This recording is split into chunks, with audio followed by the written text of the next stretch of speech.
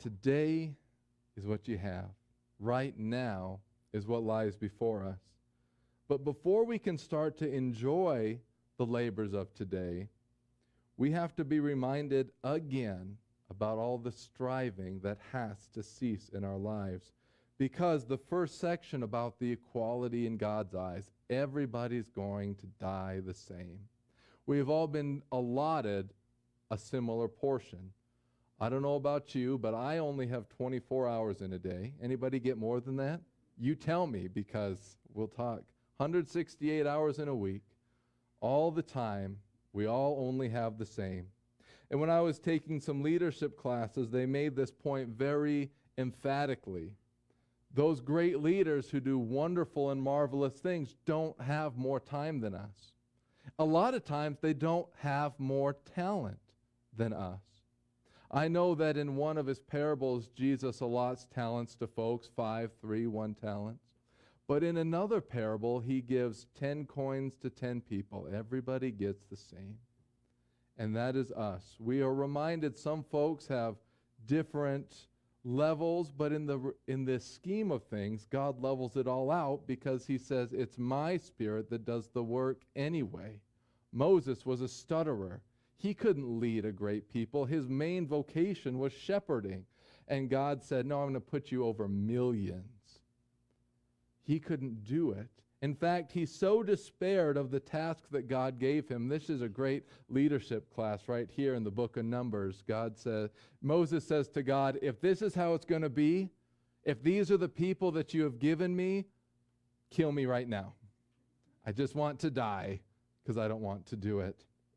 But God filled in the gaps and he showed him how to manage such an unruly people.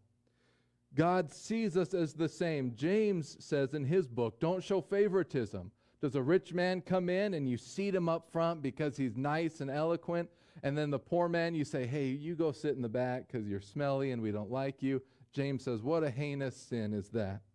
The law says don't show favoritism to the rich or the poor. All are to be judged alike. We talk a lot about the negatives of striving to be rich. Have you ever known anybody who's striven to be poor? When I worked for the state of South Dakota, I met people who strove to be poor because they were desirous of more support. And our government sets up a system that the poorer you are, the more you can get, and you get entangled into this.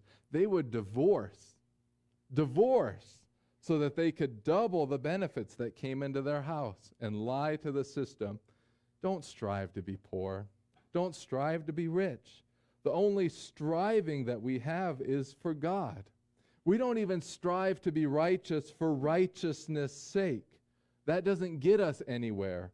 In Ecclesiastes, I don't think we read this portion, but he says, don't be overly righteous and don't be overly wicked, because the same thing, you're all going to die anyway.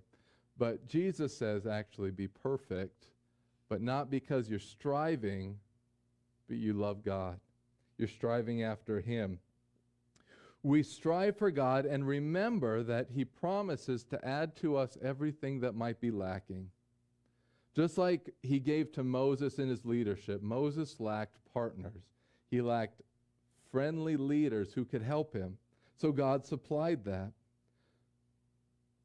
And once we remember that, we don't have to be striving or pushing after anything. We can go and we can live for God while we still can.